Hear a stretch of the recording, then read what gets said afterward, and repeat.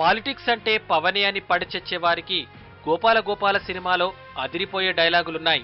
కేవలం అభిమానుల కోసం చెప్పినట్టు లేవు. పార్టీలను, కొందరు లీడర్లను టార్గెట్ చేస్తున్నట్లుగా ఉన్నాయి.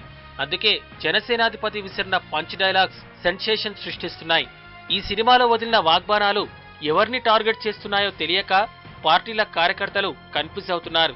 దీంతో మిమ్మల్ని ఉద్దేశించినవేనని ఓ పార్టీ అంటే అన్నది మిమ్మల్నేనంటూ మరో పార్టీల కార్యకర్తలు ఆడిపోసుకుంటున్నారు.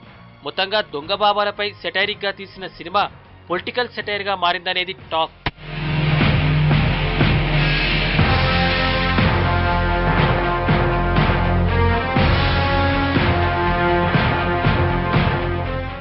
దైవత్వం నిండిన పాత్రలో నటిస్తున్నట్టు కనిపించినా పొలిటికల్ ఫ్లేవర్లో వచ్చిన మాటలు తూటాలా పేలాయంటున్నారు.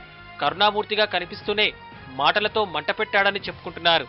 ఆపాదించుకోవాలే గాని సినిమా చూసిన పార్టీల లీడర్లు తమ మనోభావాలు దెబ్బతీశాడే అనుకోక మానరనేది బయటి టాక్.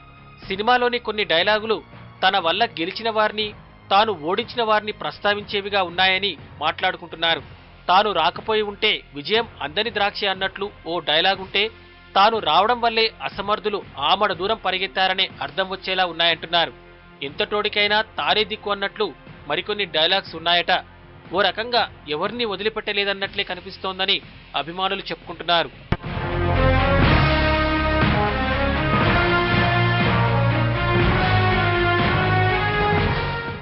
ఏదేమైనా సినిమా చూసిన ప్రేక్షకులు ఒక్కొక్కరు ఒక్కో రకంగా స్పందించారు. పవన్ చెప్పింది అక్షరాల నిజమని అభిమానులు చెప్పుకుంటున్నారు. పవన్ వల్ల గెలిచిన పార్టీల వాళ్ళు, పవన్ కారణంగా ఓటమిని చవిచూసిన వాళ్లది కూడా ఇదే అభిప్రాయం. అంతేకాదు పవన్ ఫ్యూచర్ ప్లాన్ ఏంటన్నది కూడా ఈ డైలాగ్స్ లో వినిపించిందనే మరో టాక్. తాను రాజకీయాల్లోకి ఎందుకొచ్చింది, ఇక మీదట తన పాత్ర ఎలా ఉండబోతుందన్నది సూటిగా సుత్తి లేకుండా చెప్పేశాడని అభిమానులు చెప్తున్నారు. నాయకుడంటే ఇలా ఉండాలని ఒక్క ముక్కలో తేల్చేశాడని సంబరాలు చేసుకుంటున్నారు. ఓ రకంగా హీ ఈజ్ ద లీడర్ అనేది ధ్వనించిందని ప్రముఖంగా చెప్తున్నారు.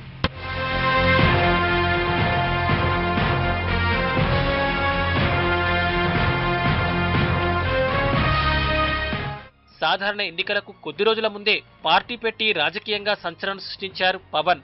నేరుగా ఎన్నికల్లో తలపడతాడేమో చూద్దామని ఎదురుచూసిన వారిని నిరాశపరిచి అటు మోడీకి ఇటు చంద్రబాబుకు మద్దతిచ్చారు.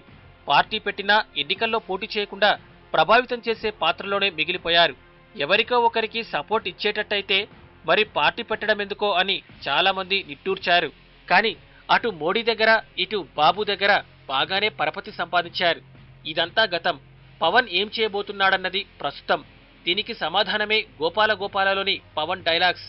సొంతంగా సత్తా చాటేందుకే రెడీ అవుతున్నాడనేలా సినిమాలో డైలాగ్స్ ఉన్నాయంటున్నారు. మరి గత ఎన్నికల తరహాలో ఎవరితోనైనా పొత్తు పెట్టుకుంటారా, లేక అభిమానులను నమ్ముకొని సొంతంగా బరిలో దిగుతారా అన్నది తేలాలి. అభిమానులు మాత్రం 2019 టార్గెట్ గా ఒంటరి పోరికే ప్రాధాన్యమిస్తారని నమ్ముతున్నారు. ఎప్పుడొచ్చామన్నది కాదు, బుల్లెట్ దిగిందా లేదా. సూటిగా చెప్పాలంటే పవన్ పొలిటికల్ డైలాగ్స్ లో అంతరార్థమిది. కొడితే దెమ్మ తిరిగిపోవాలి. దైవత్వంతో కూడిన సినిమాలో ఈ తత్వమే కనిపించింది. కొన్ని డైలాగులైతే జనసేన పార్టీ తిరుగులేని పార్టీగా అవతరించబోతుందన్న అర్థంతో ఉన్నాయి. నమ్మించేవాడు నాయకుడు కాదు, నడిపించేవాడు నాయకుడు. ఈ డైలాగ్లో బోలెడు అర్థాలున్నాయంటున్నారు. ఇష్టమొచ్చిన హామీలతో నమ్మించేవాడు నాయకుడు కాదనేది దీని అర్థం. మరి హామీలిచ్చి గెలిచిన వాళ్లంతా ఈ కోవలోకి వస్తారా? ఈ డైలాగ్ ఎవరిని ఉద్దేశించినట్టు? పవన్ యాంగిల్లోనూ ఈ డైలాగ్ చూడొచ్చంటున్నారు. గత ఎన్నికల్లో ఒక్క హామీ ఇవ్వలేదు. సో ప్రజల్ని ఆ రకంగా నమ్మించలేదు. అంటే తానే అసలైన నాయకుడు అనుకునేలా డైలాగ్ ఉందనేది టాక్.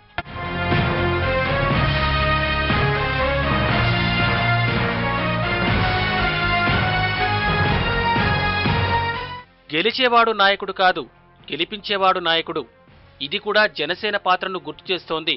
తాను పోటీ చేస్తే ఓట్లు చీలుతాయన్నారు. వేరే వాళ్లకు లబ్ధి చేకూరుతుందంటూ పోటీకి దూరంగా ఉన్నారు. అన్నట్టే గెలిపించారు. అంటే ఆ నాయకుడు పవన్ కళ్యాణేగా. కొన్నిసార్లు రావడం లేట్ అవ్వచ్చేమో కానీ రావడం మాత్రం పక్కా. దీనికి నానార్థాలు ఆపాదించక్కర్లేదు. ప్రశ్నిస్తానన్న పవన్ ఇంకా రావడం లేదంటా అని చాలా మంది అనుకుంటున్నారు. ఇన్నాళ్లలో ఒక్కసారి కూడా ప్రశ్నించింది లేదు. పోనీ సినిమాలు పక్కన పెట్టి రాజకీయాల్లోకి వస్తానన్నారు. అదెప్పుడో చెప్పలేదు. వీటన్నింటికీ సమాధానమే ఈ డైలాగ్ అనేది అభిమానుల సమాధానం. అంటే 3-4 సినిమాలతో బిజీగా ఉండొచ్చేమో గాని రాజకీయాల్లోకి రావడం మాత్రం ఖాయమని చెప్పేశారు.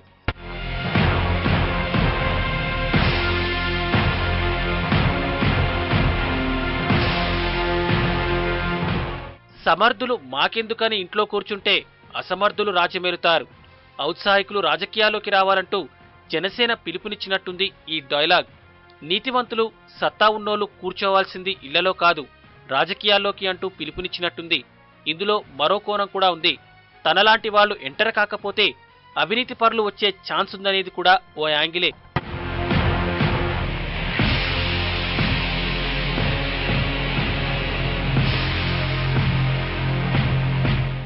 దారి చూపించడం వరకే నా పని, గమ్యాన్ని చేరుకోవడం నీ పని. దీనికి అర్థాలు చెప్తున్నారు.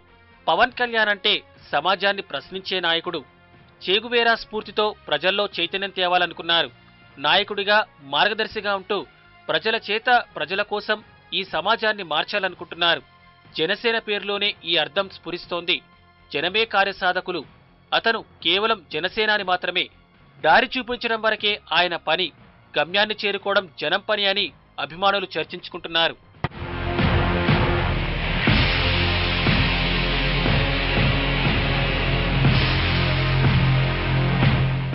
నేను కృష్ణుణ్ణి కాబట్టి మాయలు చేస్తున్నాను, కానీ మాయలు చేస్తున్నాను కాబట్టి కృష్ణుణ్ణి కాదు.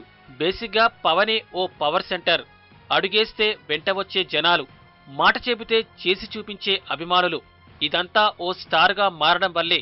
వీళ్లను చుట్టూ తిప్పుకున్నాను కాబట్టి స్టార్ అవలేదనేది ఇందులోని అర్థం. తాను స్వయం శక్తి అని చెప్పకనే చెప్పారు పవన్ కళ్యాణ్.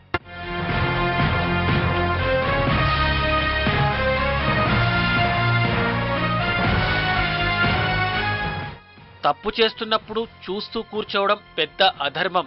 ప్రశ్నిస్తా అని జనసేన పార్టీ పెట్టిన సమయంలో చెప్పిన డైలాగ్కి మరో వెర్షన్గా చెప్పుకుంటున్నారు అభిమానులు.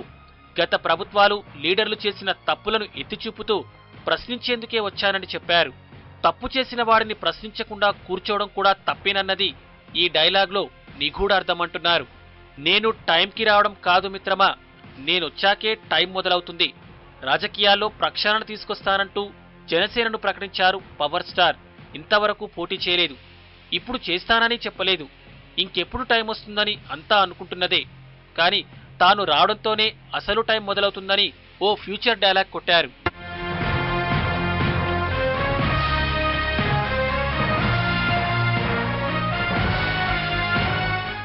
విమర్శకులకు పంచులు, ఫ్యాన్స్ కు జోష్ నింపింది గోపాల గోపాల మూవీ. పొలిటికల్ ఎంట్రీకి సొంతంగా రెడ్ కార్పెట్ వేసుకున్నారు పవర్ స్టార్.